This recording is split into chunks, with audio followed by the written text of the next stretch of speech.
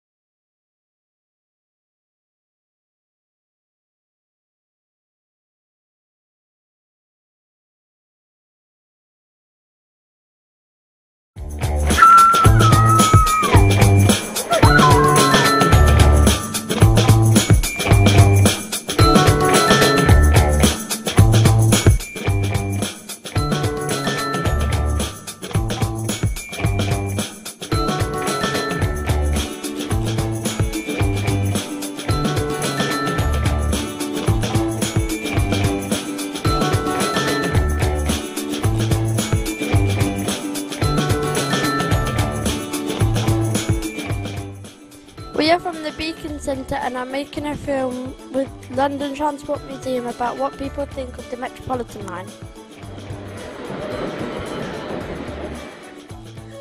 The original Metropolitan Railway opened in 1863 between Paddington and Farringdon.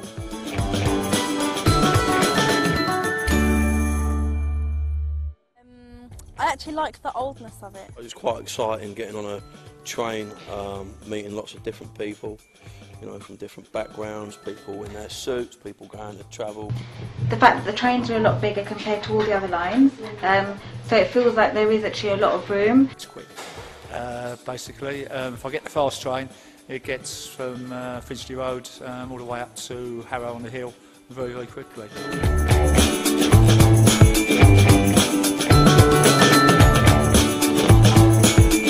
The Metropolitan line is 41.5 miles long.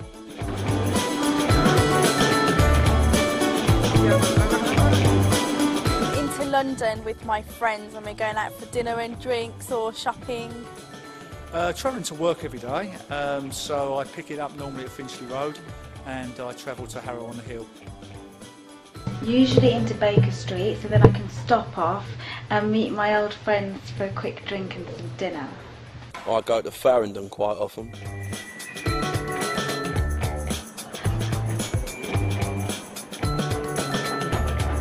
The nearest station to the Beacon Centre is Rayners Lane.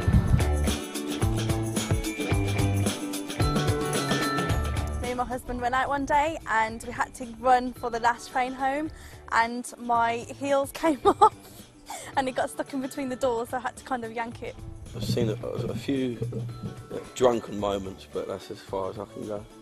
Probably about 2 years ago, I was sitting by the side window and someone fell asleep on my shoulder. Didn't know how to tell him to get off me, so I nearly missed my stop. Other lines and other parts of the lines, yes, I had some funny experiences, but up to now, not on the Met line.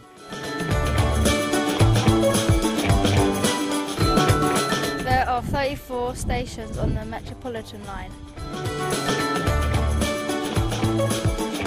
Growing up from where we don't have the tube, I think it could really do with something similar to the tube. So yeah, I do think people take it for granted because they don't realise how lucky they are to have such good connections. So I was born and brought up in Hackney, we didn't have a tube line, but now most parts of London are actually connected on the tube. Yeah, we do take it for granted. People tend to complain about the tube in terms of delays and, you know, if they're really overcrowded. But I think that we'd all really struggle if suddenly the tube just went on a shutdown. No, I don't think they take the tube for granted. That's a good question.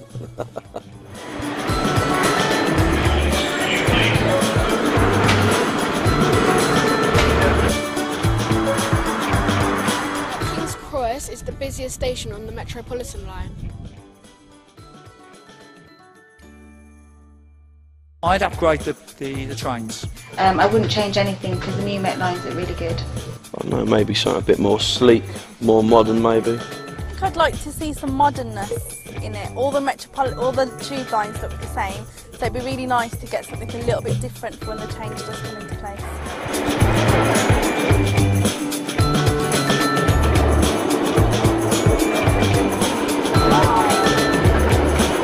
The old trains on the line are over 50 years old, but new trains are now being introduced.